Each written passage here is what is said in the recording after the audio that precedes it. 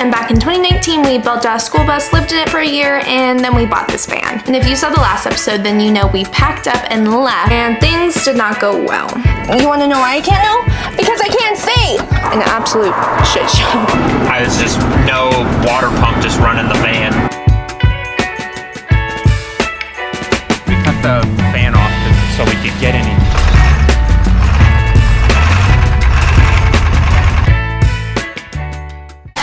Well, 30 minutes into the drive and we're pulled over. The van's not happy up this first pass. Lance thinks that's a fuel issue.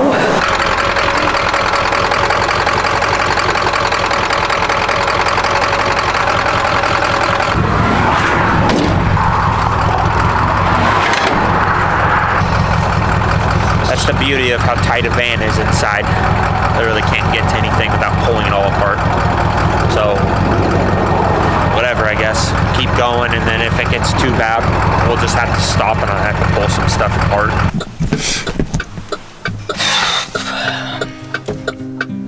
So Lance pulled off of the highway and I followed him because the van was overheating and like something was going wrong. He said he found the issue. I'll have to ask him what it is later.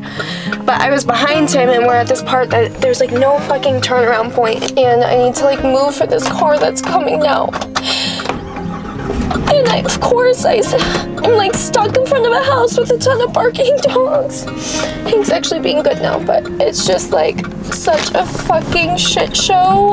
I don't know what to do and I can't back down this whole road and I don't want to back up the trailer and get stuck. And my phone's almost dead. Of fucking course. And like, do I try turning around again?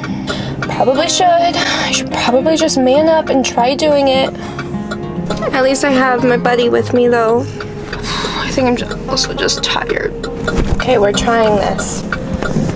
It's probably very dark and you can probably only see my double chin. Okay, so if I turn this way, the boat will turn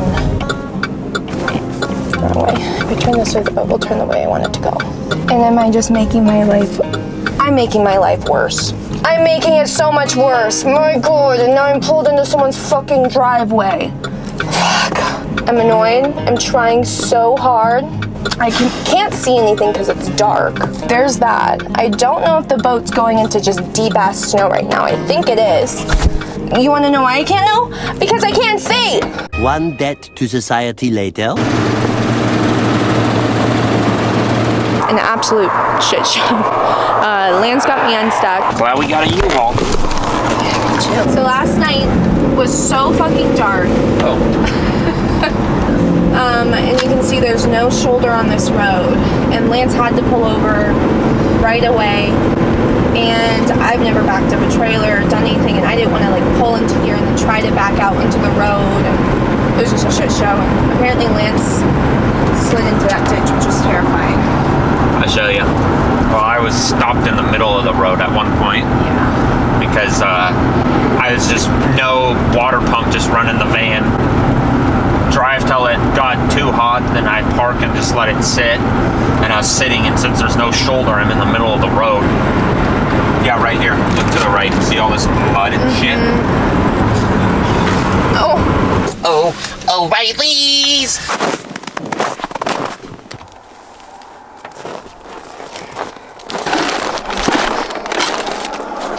These drawers are pretty stinking awesome. I will say that. So I think we're gonna try this. See how there's only one bolt there? Yep. We're gonna come to this opposite side and we need to seat this back and then get the bolt in there.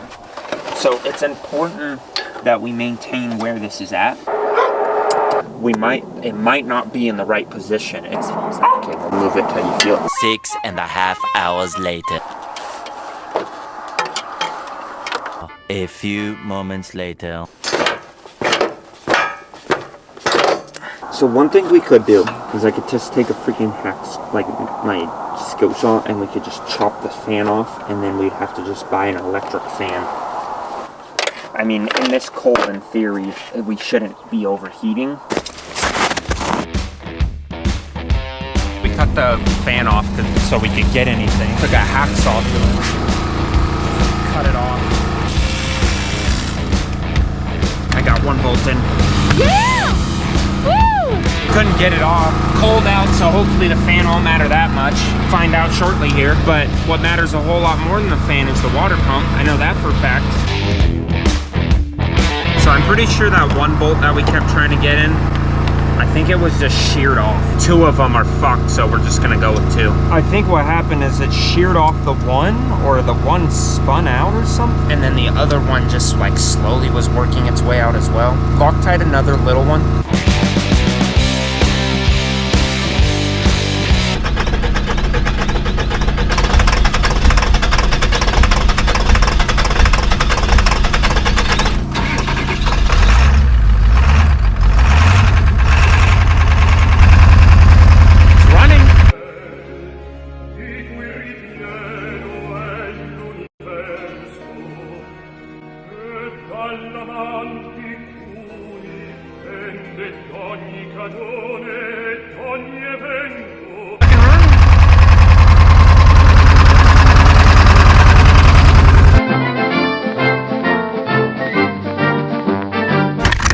Okay, so we got a new water pump and we're gonna try to change it as quick as possible because the sun goes down really quick here and we want to try to at least get off of this road and at least to the campsite down the road or something before the sun goes down. In the top right drawer, there's magnetic trays.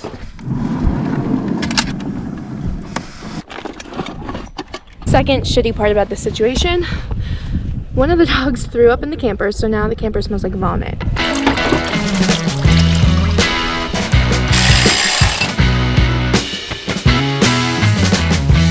So this is the wrong pump actually. This is the for a different motor, different style. Basically the only difference I see in this pump is there's not a threaded hole here for the temperature sensor. But what I'm thinking in the future I can do is just buy a fitting and tee off so I can just tap in a temperature sensor. And that way, because all of the other pumps are out a ways.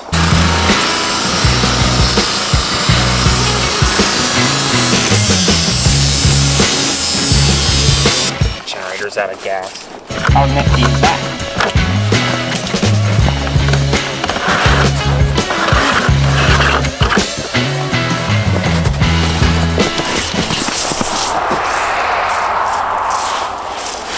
Little built up pressure.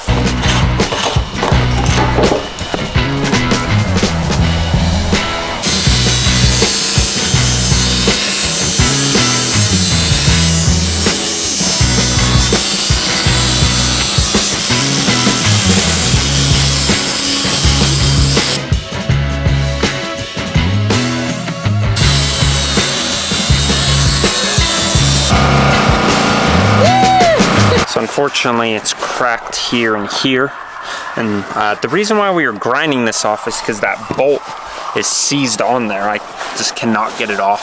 So now I'm using the top of this as an anvil to flatten down this. This pulley is pretty toast.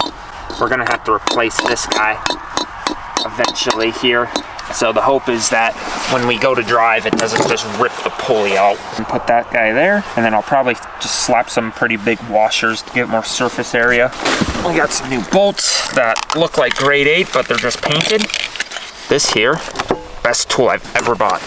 An electric ratchet. Oh my god. I don't even understand how people still own regular ratchets. I threw all mine away. No, you did. Big fat liar! I still have one, but I don't use it ever. It's dumb. You have coolant that goes in here and here, around here, and this spins off of your engine, your belt, turns this turbine, pushing water. So basically, that's what sends water throughout your entire motor, and without a belt, that stops sending water, and without a proper working water pump, it also stops sending water, so then you just overheat. And that's the issue I was running into, why I was stopped in the middle of the road. And there was water dumping out of it, so that kind of was my hint for why it's not good. So I'm thinking maybe these bolts went bad or something, the bolts fell off, and then it shook and messed up this turbine. So this is the front of the motor here. This is where that water pump goes, and this is right here is where I was talking about. So that turbine pulls coolant here and pushes it through here. This is like industrial gasket maker. makes your eyes water and smells awful. So that's how you know it's industrial. I'm just going kind of on the outside of this. It smells like salt and vinegar chips. Maybe that's why my salt and vinegar chips got discontinued.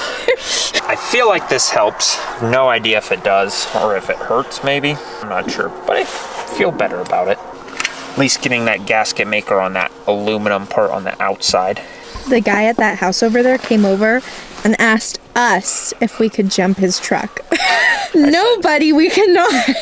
I said, we're in a bit of a pickle here. So just wiggle, wiggly, wobbly, ding dong, ding ding. Grab the bolt, put the bolt there. I think the suckiest part about this whole endeavor is how much time we spent doing the stupid pulley. And we could spent all that time doing some, replacing this. I'm so glad I have these trays, the socket trays. It makes working on stuff such a dream. The vacuum in there, could you grab the battery off that?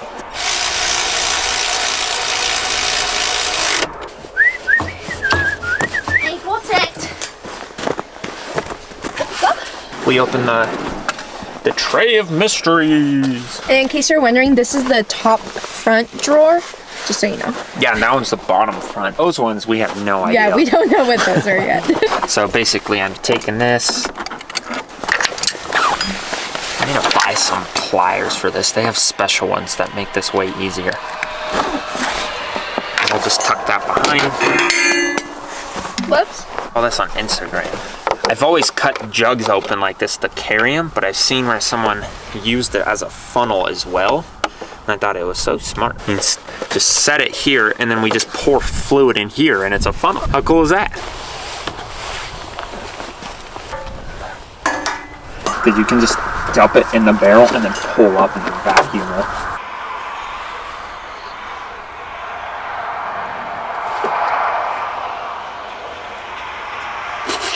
Everything is frozen. Ew, babe. Ooh. I need water. 12 seconds later. Oh, it's not flowing. And just look for any coolant leaks in the hood. Uh-huh. Are you ready? Yep.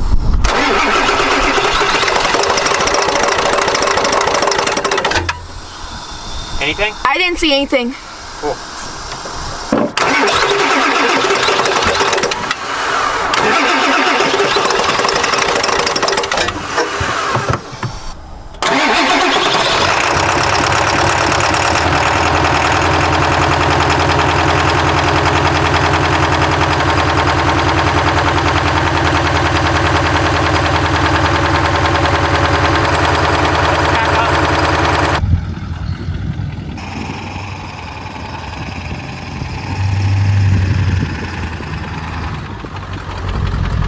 Twenty minutes later.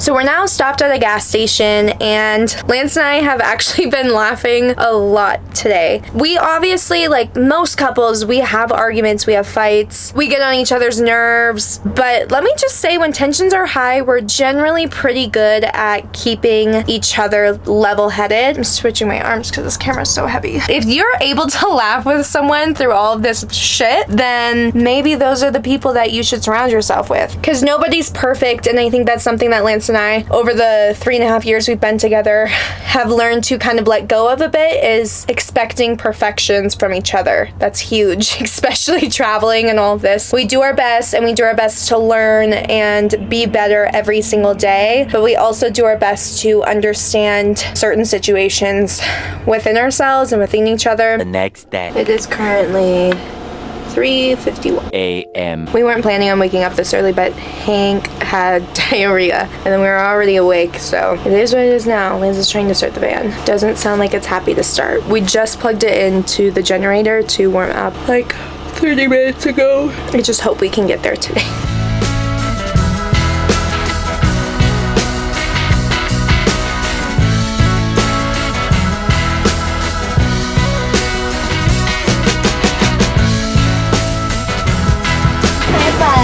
know it's early. We've decided it's best for Lance to go like to the exit that we actually just came from last night and then come back to this gas station, stop and check on the van and the engine and see how it's doing. That way, if there's anything wrong, we can just stay here because the next major town isn't for, I think, like another 2 hours. So this is quite the trek.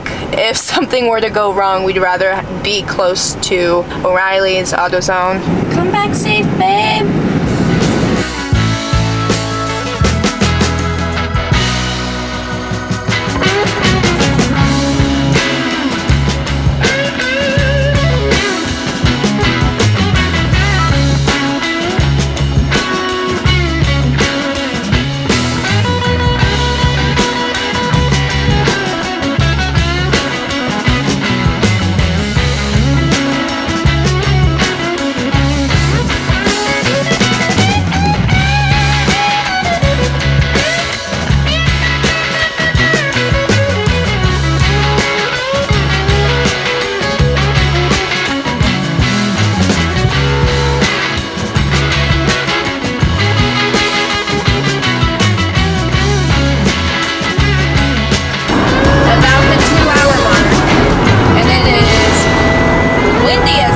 So much later that the old narrator got tired of waiting and they had to hire a new one. Well,